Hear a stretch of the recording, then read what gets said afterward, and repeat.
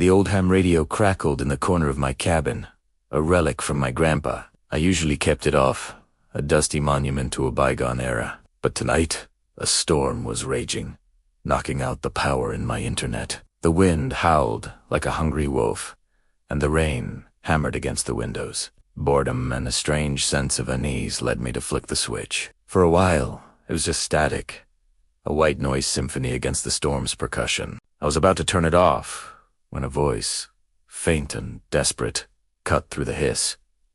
"Is anyone there? Can anyone hear me?" It was a man's voice, strained, laced with a terror that made the hairs on my arms stand up. I grabbed the microphone, my heart suddenly pounding. "This is Calcine WLF 359, I replied, my voice a little shaky. "I hear you. What's your location?" "Are you in trouble?" There was a pause, filled only by the crackle of the radio and the storm outside. Then the voice came back, closer, this time, clearer. "Thank God.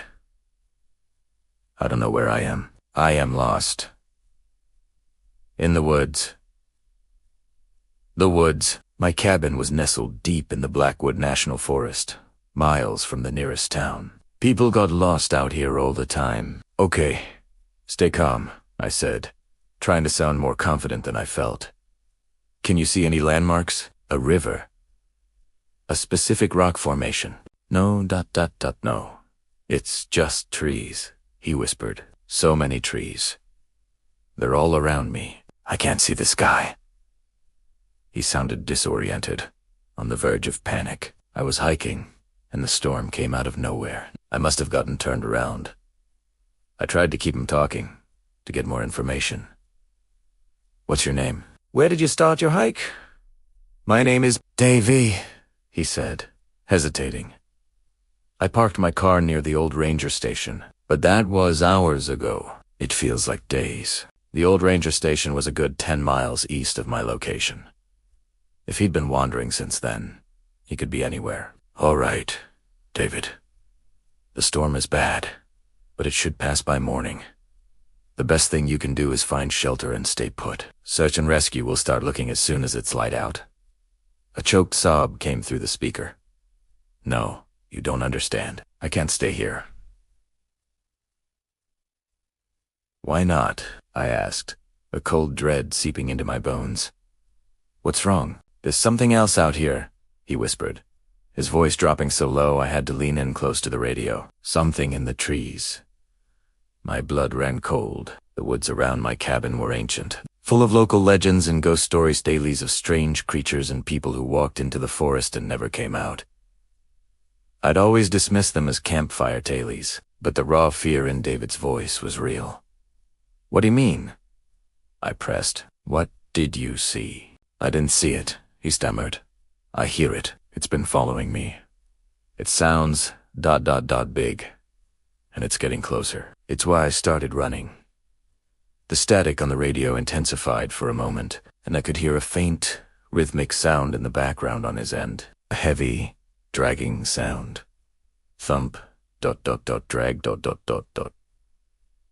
"David, can you describe the sound?" I asked, my own eyes darting towards the rain-streaked window. The forest outside was a wall of black. "It's like ...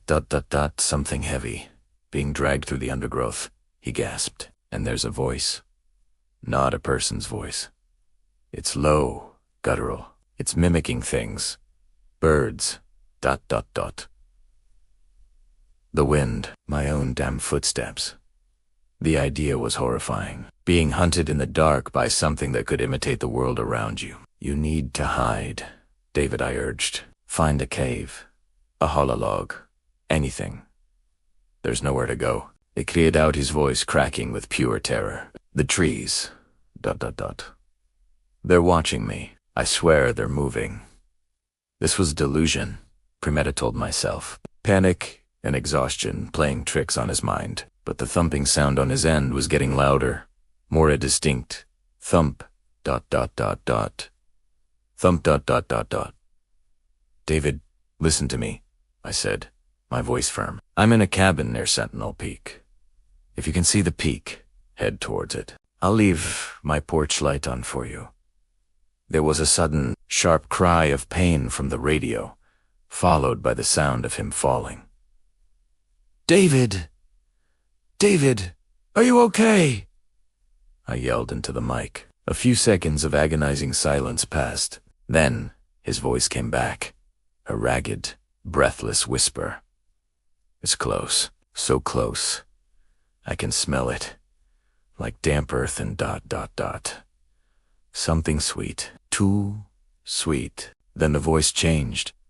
It wasn't David anymore. A new voice came through the speaker, low and raspy, a chilling imitation of a human's. "Losed ... in ... The ... woods." It was mocking him. My heart felt like it was going to explode. This couldn't be real. It was a prank. It had to be. But the fear was undeniable. "Who is this?" I demanded, my voice trembling. The raspy voice just laughed, a sound like dry leaves skittering across pavement. Then David's voice returned, desperate. "Don't listen to it. It's trying to trick you." He was panting, as if he was running for his life. "There's a clearing ahead. I can see a light, my porch light." He was close. He was actually close. A wave of relief washed over me, so powerful it made me dizzy. "That's me, David. That's my cabin. Keep coming. You're almost here," I shouted, rushing to the door and flicking the porch light on and off, hoping he could see it. "You see it?" he yelled, his voice filled with a desperate hope that mirrored my own. "I'm coming. Don't go outside." His warning was punctuated by a wet, tearing sound that made my stomach churn. Then silence, just the hiss of static and the drumming of the rain. "David," I called out, my voice barely a whisper. "David, are you there?" Minutes stretched into an eternity. I called his name over and over, but the only reply was static. The storm began to subside, the wind dying down to a mournful sigh. I stood by the window, peering into the oppressive darkness, my hand still gripping the radio's microphone. The porch light cast a lonely yellow circle on the wet ground, and then a new signal cut through the static. It was clear, crystal clear. It was David's voice, but calm now, eerily calm. "I can see your light," he said, his tone flat, devoid of any emotion. "Thank you for guiding me." I let out a breath I didn't realize I'd been holding. "David, you made it. Where are you?" "I'm right outside," the calm voice replied. "Just behind the trees at the edge of your yard." I felt a knot of dread tighten in my stomach. Something was wrong. Terribly wrong. "Why don't you come to the door?" I asked slowly. The voice on the radio chuckled, a soft, pleasant sound that was somehow more terrifying than the guttural laughter from before. "Oh, I can't do that. But you can come to me." "What are you talking about, David?" I asked, my hand hovering over the deadbolt on my door, and then came the words that will haunt me for the rest of my life. The calm, gentle voice on the radio said, "I'm fine. But whatever you do, don't look behind the trees." A click, and the radio went dead. I'm still in my cabin. The sun is coming up. The radio is silent, and I haven't looked outside. I'm too afraid of what's waiting for me, just behind the trees. Thank you for listening to my story. Sometimes, the oldest technologies can connect us to the most ancient fears. If you enjoyed this, please consider liking this video and subscribing for more tales from the edge of the map. Stay safe, and always be careful of the voices you answer in the dark.